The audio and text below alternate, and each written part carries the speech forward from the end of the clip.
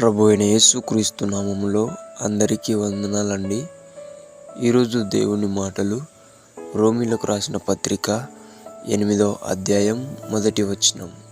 కాబట్టి క్రీస్తు యేసునందున్న వారికి ఏ శిక్షా విధియు లేదు అని దేవుడు చెప్తున్నాడు. చూడండి, మనము మన పాపముల నిమిత్తము చాలా ఘోరమైన శిక్ష అనుభవించాలి. ఇలా ఆ శిక్ష నుంచి తప్పించుకోవాలి అంటే ఎక్కడ మనకు ఈ ప్రపంచం మొత్తం తిరిగినా ఎక్కడ దానికి మార్గం లేదు. కానీ నేను కనుగొన్న ఒక మార్గం, ఆ మార్గంలో నడిచినట్లయితే, ఆ మార్గంలో ఉన్న దేవుణ్ణి మనం వెంబడించినట్లయితే, ఆయనలో చివరి వరకు ఉన్నట్లయితే మనము ఆ శిక్ష నుంచి తప్పించుకుంటాం. ఆయన ఎవరు అంటే యేసుక్రీస్తు ప్రభుల వారు. అందుకంటున్నాడు, ఆయనలో ఉన్నవారికి ఏ శిక్షా విధియు లేదు. నువ్వు గొప్ప ప్రాణాలు త్యాగాలు చేయాల్సిన అవసరం లేదు. నీవు ఆ పని చేయాలి, ఈ పని చేయాలనే అవసరం లేదు.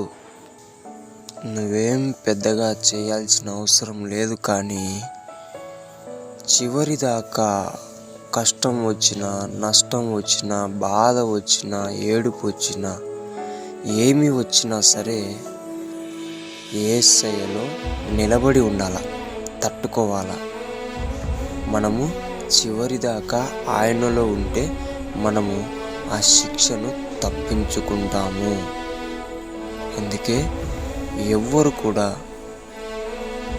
ప్రతి నిందలను బట్టి, అవమానాలను బట్టి మధ్యలో పడిపోకుండా చివరిదాకా యేసయ్యను పట్టుకొని నడవాలని దేవుని పేట మనవి చేసుకుంటున్నాను.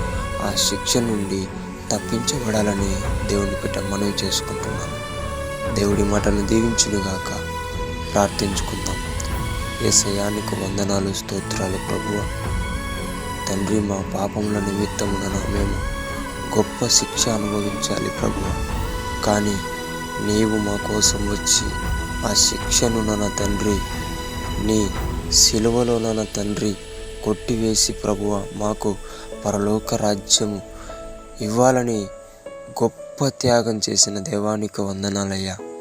తండ్రి, మేము చివరి దాకా ఎన్ని కష్టాలు వచ్చినా, ఎన్ని నిందలు వచ్చినా నీలో నిలబడి ఆ శిక్ష నుంచి తప్పించుకొని నీతో కలిసి ఆనందించే భాగ్యం, నిన్ను స్తుతించే భాగ్యం, పరలోకంలో నీతో సహవాసం చేసే భాగ్యం కల్పించమని యేసు నామములో ప్రార్థిస్తున్నాము తండ్రి. ఆమేన్.